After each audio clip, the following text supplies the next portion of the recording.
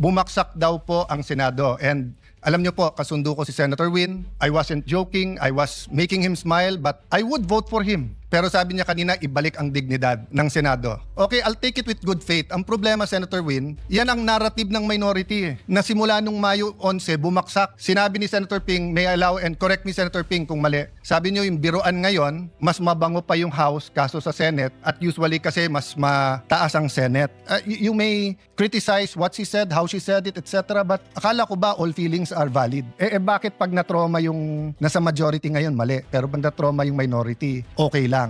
You want to talk about changing the Senate President? I won't take it against you. It's your right. Pero wag tayo dun sa yung integridad ng institusyon kasi syempre, didepensa kami. 'Di ba? Dahil ang tingin namin, bumaksak na to dati pa. But we're not pointing fingers. Bakit bumaksak? We're just letting history judge it. Sabi po nung iba, fresh start. Bakit? Hindi ba fresh start pagdating ko? Hindi pa nga ako nagsa-start. Inuupakan na ako eh.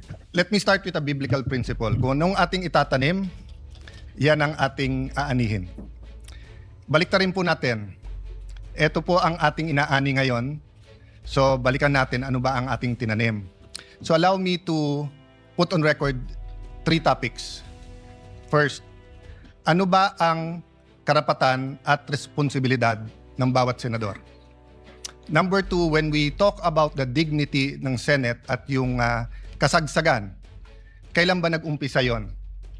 And pangatlo, na tingin kong pinaka-importante, ano ba priorities natin and how do we move forward? So, dun muna tayo sa ano ba ang karapatan at responsibilidad ng bawat senador. Gusto ko pong sabihin sa sarili ko at sa bawat miyembro ng Senado na hawak mo yung beat. Mga senador, hawak natin ang beat. Ano po ibig sabihin? Hawak natin ang mic, lalo sa mga panahon na to. Kahit sino po sa atin ang magsalita ay news sa panahon na ito. So kung pipiliin natin ay pag-usapan ay edukasyon, katulad ng sinabi ni Senator Bam sa kanyang vlog, yun po ay mapupunta sa record. Kung pag-uusapan natin agriculture, agricultural smuggling, problema sa taniman ngayon, problema sa fertilizer, pag pinag-usapan po natin yung 7% inflation, pag-usapan natin ilan araw pa ba meron tayong gasolina. At yung po ba ay katulad nung the last 60 days na dagdag ng dagdag o panipis na po ba ang supply worldwide? Pag pinag-usapan natin, fiscal space po natin at dolyar sa peso, hawak po natin ang beat eh. Tayo po ang pwedeng magdikta kung anong pag-uusapan. Pero tignan po natin yung interview since May 11. Dalawa lang naman eh. Paano palitan muli si Alan Cayetano? At pangalawa, bakit bumaksak ang dignidad ng ating Senado? Okay. I'm talking in general ha. Pa isa-isa po, may nagsasalita tungkol sa inflation. Kanina lang po, si Senator Raffy Tulfo ay sinabi nga niya na dapat yung mga importante sa ating bayan. Pero ito pong Thursday, Friday, Saturday, Sunday, ang pinag-uusapan po yung 13-11. Pinag-uusapan fireworks. Pinag-uusapan papalitan. I'm at your service and I am at your disposal. Show me 13 hands or 13 signatures. I will even administer your oath if you want to. Ano po ang nasabi po last week? Bumaksak daw po ang Senado. And alam niyo po, kasundo ko si Senator Win. I wasn't joking. I was making him smile, but I would vote for him.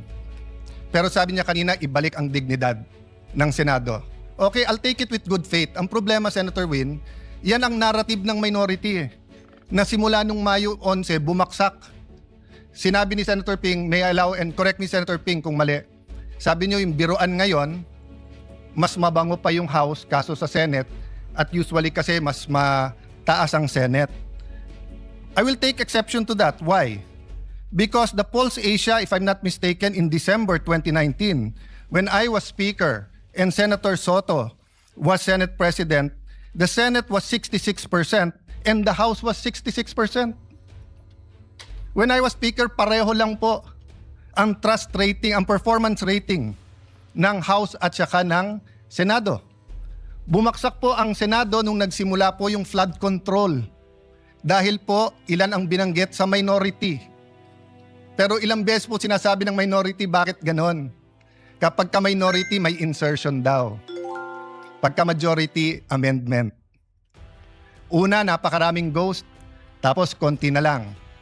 Tapos si Senator Jinggoy, ganito daw in-insert. Tapos nung sinupina ng ombudsman, ang LBRO, yung pong may hawak ng dokumento, wala naman pala. I won't go into that because I do respect the hard work that every single senator, may it be Senator Marcoleta, may it be Senator Erwin Tulfo, or our chairman, Senator Lacson. I respect the work. I disagree on many things, but I do not criticize. Did I say bumaksak dahil sa'yo? Sa'yo? Wala po. Kasi hawak natin ang bit eh. Sasabihin nyo po, yes, but 24 tayo, yes. Pero kung 11 sa atin ang sinasabi, ang problema ay si Cayetano, palitan yan, at 13 naman tayo na nagsasabing con-as yan, at impeachment yan, etc. yan, edi 24 na tayo na yun ang pinapakinggan ng tao. Hindi inflation, hindi yung ekonomiya, hindi yung teenage pregnancy, hindi yung tumataas na bilang ng mga may AIDS, hindi yung problema sa PhilHealth, hindi po nakawalan ng flu vaccine ng ating DOH. Napakarami pong issue. Mr. President, bakit po ba na yung linggo ng May 11 ay naging napaka-masalimuot para sa atin? At yun po ay naging bullseye para sa marami. First of all, hindi po nanggaling sa bagong majority na kapag ka nag-take over etong majority na to, ay i-dismiss po ang impeachment. I-delay ang impeachment. Magiging partial ang impeachment. Kailan po niyo ako narinig na sinabi ko yung dating majority o minority ngayon? Pagka kayo ang majority, siguradong ma-impeach, siguradong guilty si Vice President Sara. Wala po. Kasi nirerespeto ko politika niyo. Pero once na mag-oath kayo, naniniwala ko, impartial na kayo. Mahirap maniwala.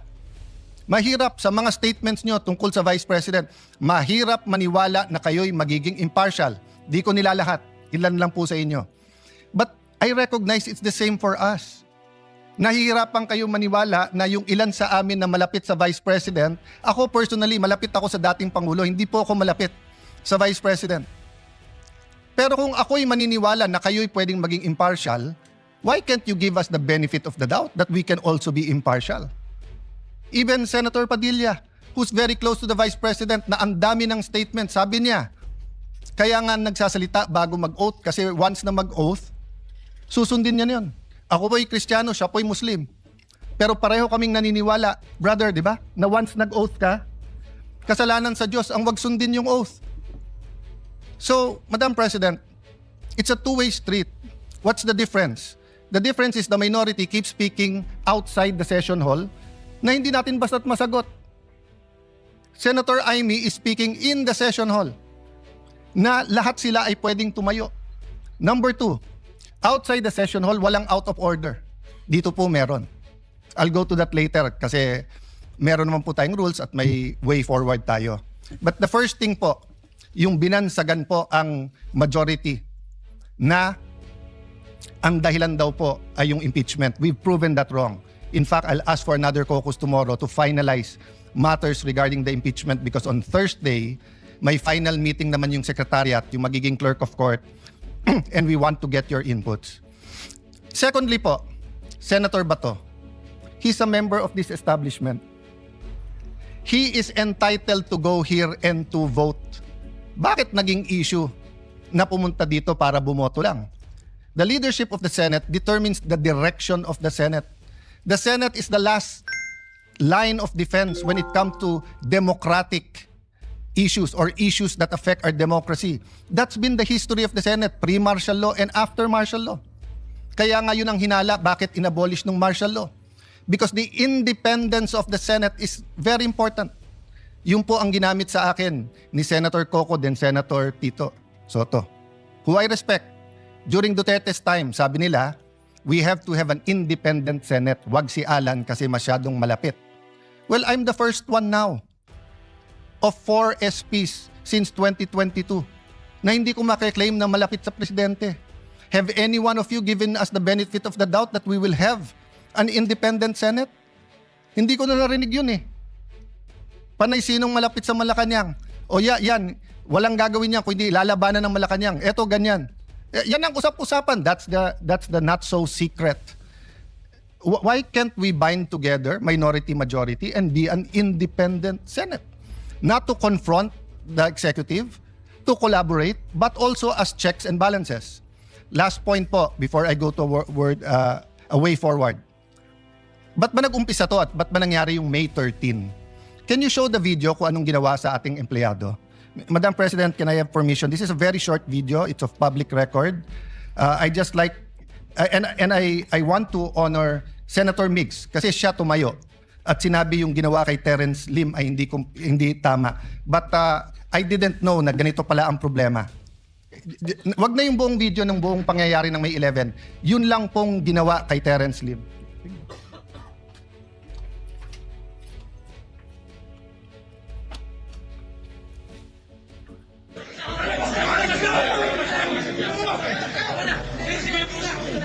O before that, baksak na siya dyan eh. Before that, yung palabas pa lang.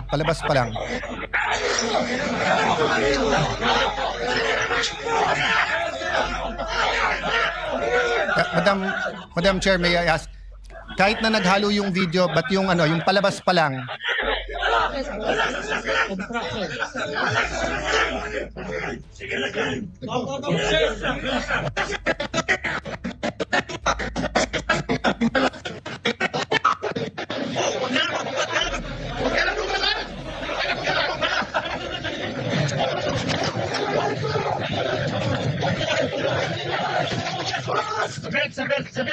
Okay, can you I will say what it is, but can you show the video yung from the start, yung nanggagaling sa loob? Okay, so what happened is that we arrested because they're held in contempt yung mga NBI agents who nakipaghabulan kay Senator Bato. When they were leaving the building, nagtutulakan, kinuha ng mga taga-NBI at ginulpe si Terence Lim. Just to clarify so that everyone knows, Terence Lim is Senate Security. Is Senate OSA, our employee. Yes. At yung isang taga-OSA naman ay hinarangan at tinabayhan ng isang taga-NBI. Nung gulpi at dapa na siya, lalo pang ginulpe, ayaw siyang palapitan sa medical. At nung siya'y binuhat, dinadala siya at pinosasan at dadalin siya sa sasakyan ng NBI para dalhin sa NBI. Okay? That's inside our premises. Have I heard anyone say that the dignity of the Senate is at stake here because the NBI ay nanggulpe sa loob ng ating premises, ayaw sumunod sa order ng Senate President at tinatakot pa ang ibang OSAA at isasakay sa kotse at dadalhin sa NBI? Isa lang po sa minority ang narinig ko po. Si Mig Subiri, former Senate President. Did you ever hear me say anything about that? No. Because we're all waiting for the independent investigation. Do you have the video para kitang-kita? Okay. Guys, kanina ko pa sinasabi, excuse me, Madam President. We have the video. Can you show the whole video? Pakita. Kahit yung Yes. yung palabas pa lang, kahit na sabihin yung hindi kitang-kita siya doon. Mula sa simula, please, yung video. Yung palabas pa lang sila Terence doon sa harap. Who's in charge of the video? Yes, may we request While they're preparing it, Madam Chair, to show the video this is from the what start. will set the tone of why our OSAA was on high alert on Tuesday and Wednesday. And that is why they were wearing vests, and that is why they had to have weapons. Because the NBI was treating the Senate like a palengke. Oh, ayan, is that it?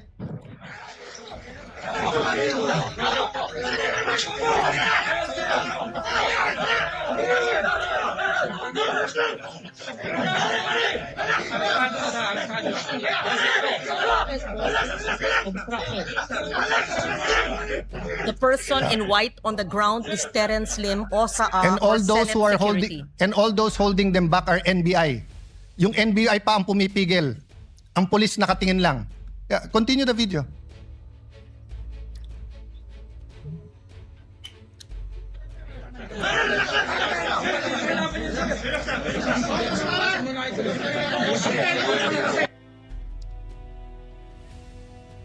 No, show the whole video, yung hanggang binitbit sa kotse, o kaya yung CCTV.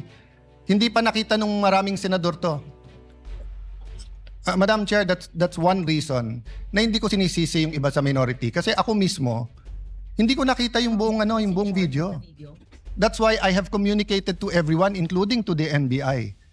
Mag-inhibit sila, tapusin natin ng buong buo yung investigasyon para makita natin kahit yung yung CCTV muna. But the point is, Madam Chair, paglabas pa lang dinukot siya, ginulpe, ayaw palapitan sa medical. Isipin niyo po sa loob ng sarili nating remember, Madam President, this is not a department. We're not the DOJ, the DOLE, DSWD. We are a branch of government. The Constitution says we are a co-equal branch. Ang USAA ba pwedeng manggulpe sa loob ng Malacanang? Ang USAA ba pwedeng manggulpe sa loob ng Supreme Court? Pero ba narinig ko yung dignity natin, New York? Yung ating dignity ay giniba dahil sa NBI? Wala po eh. Si Alang Cayetano pa rin ang pinagbibintangan nyo. Bakit ako ba nang gulpi dyan? Hindi po ako ang pumayag. If you see the video, more than 20 agents of the NBI were allowed in on May 11. And we already napagtagpi-tagpi. The OSAA then and the SecGen were meeting.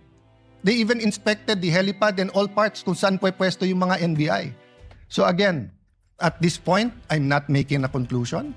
At this point, I'm not pointing fingers. So let me move to the last point. Moving on, moving forward. Do you have the video ba? Pinakita nyo na kanina yung CCTV. Yan, palabas pa lang. Yan.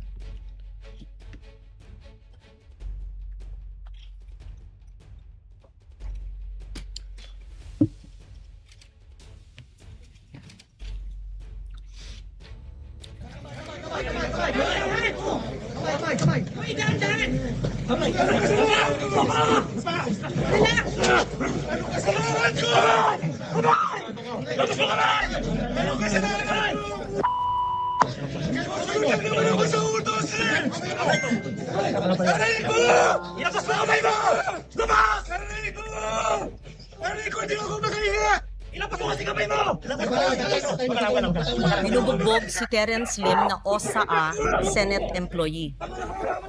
Binubugbog ng NBI sa loob ng Senate premises.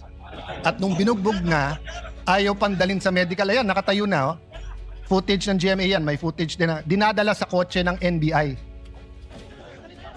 Pwede ba yung USAA na kunin ang taga PSG at isakay ng sasakyan ng Senate at kunin sa Malacanang? Pwede ba yung USAA pumasok ng Supreme Court at kunin yung isang security ng Supreme Court at isakay?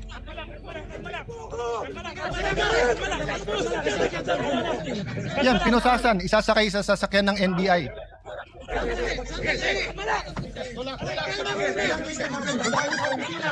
Tingnan nyo sa kaliwa, yung mga taga-NBI, pinipigilan yung ibang USAA na tulungan si Terence.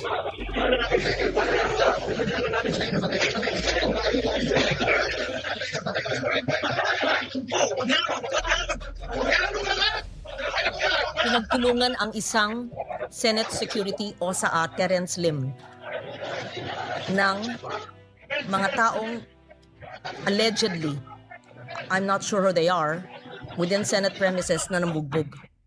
Yung punot dulo nito ay hindi tayo sigurado kung ano ang kanilang gustong gawin.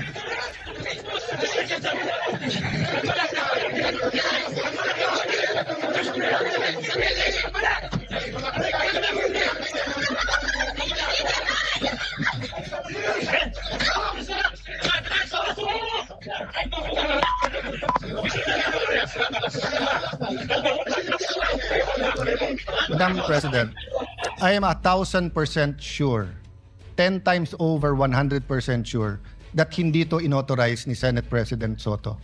In fact, when this happened, ako na ang Senate President.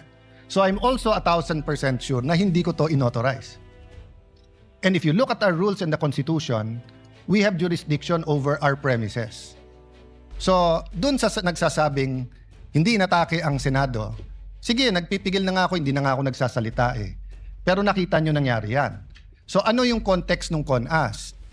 I don't take it against Senator Soto, Senator Lacson, Senator Bam Aquino, Senator Kiko. They were not senators from 2022 to 2025. when Senator Mig Subiri and the rest of the group had to deal with the PI issue. Okay, that's in the past. So moving na. Okay.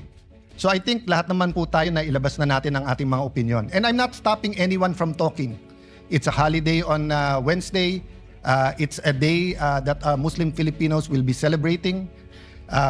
Dapat makiisa po tayo sa paniniwala ng bawat isa out of respect, not sa same paniniwala. And I'm not suggesting we stop talking about politics. I'm suggesting number one, na pagbigyan ako ni Senator Amy na i-withdraw instead of ipa-strike off. Bakit po? Nakalagay kasi sa rules natin, any statement, and I paraphrasing, no, that offends a senator or the institution. No, so theoretically, may sabihin lang aking kaibigan Senator Migs, even if it's correct o hindi. It's the reason for this rule. What rule is that? That's yeah. No senator under any circumstance shall use offensive or improper language against another senator or against any public institution. This has happened many times in this August hall. This has happened. We offended each other. But why do you have this rule? Because we're collegial eh. The reality is we have to go home tonight upset at each other, but we have to go back tomorrow and work. Yun yung spirit nung sinabi ni Senator Pia na nangamusta ba? Because siguro sa lahat sa atin, bukod sa hindi siya mapolitika, she genuinely treats everyone here as her friend.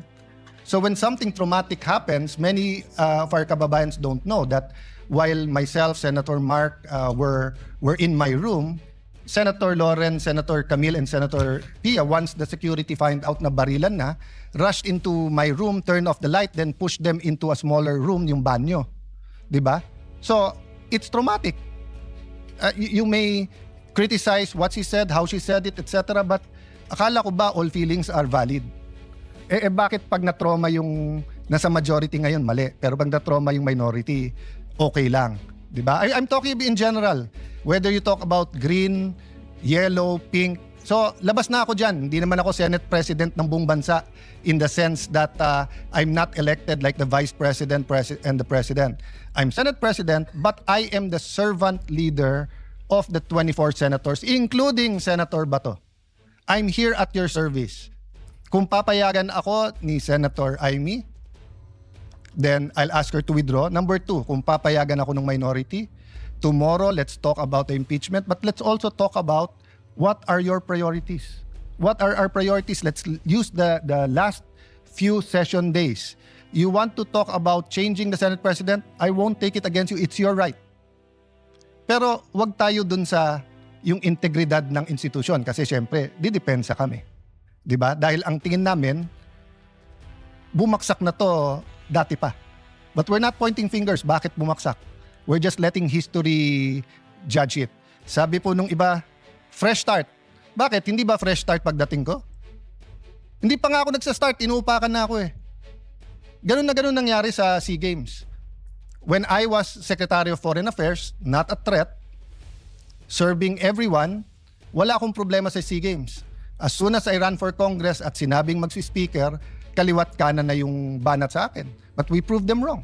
Nanahimik kami, overall champion, most number of gold medals, and it launched the careers of many in the Olympics. So again, I can take that attitude.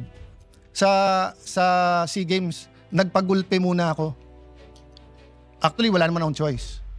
Pero hindi kami gumante. Bakit? Because in the end, the performance will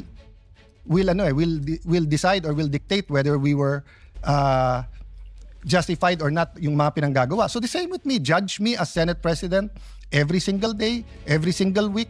Kung tatagal ako ng 1 month, 2 months, edi for 2 months, 3 months, 4 months, di ba? Pero yung inuunahan, hindi pa nga nag-uumpisa, fresh start na, medyo foul naman yon. Yes, it's political, pero medyo foul naman, di ba? So I guess yun lang naman po ang spirit ng ating mga privilege speech dito na very political. Can we go back and start talking again about health, about education, about that's why we were unanimous in retaining and again putting Senator Win as the chairman of the Protect Committee because he was doing a good job in how the government can help us, no? So again, my speech is not perfect.